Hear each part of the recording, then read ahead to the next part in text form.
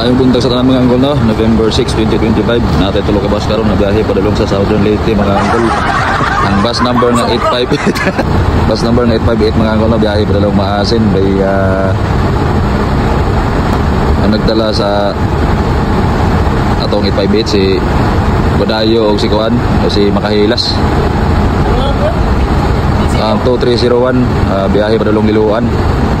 Ang driver sa Kuya Custodio, so Valier ang regular driver sa 2301. Ug kaning bus number na 808 na biyahe padulong Palumpon. Ang driver ani ang duha ka butakal. Si Prinsilio o si Dayunan mga angkol, no? Ug ang status ato mga pasahero mga angkol, no? Waiting na lang sila na malarga na to ang bus diri sa Pasay Terminal. So kaning 858 mga angkol, mo na katong bus nga wala na dayon og biyahe kahapon kay gi-compress agi sa wala naabot ang ubang mga pasahero kay mahadlok siguro sa napalagi bagyo na pud nga coming. So maot pagyapon ang panahon maong wala na nga rin ang ubang mga nakabuking.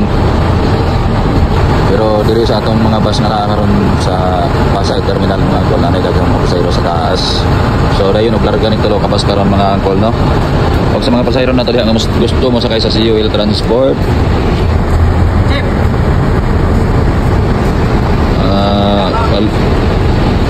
pwede mo mag-advance ticket, no?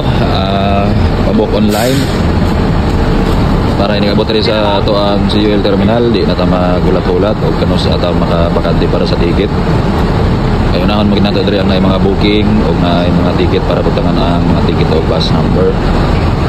O sa wala hapon kabalo sa atong location, kita sa likod sa Phil Oil Gasoline Station or palihog na lang pin sa COL Transport Pasay.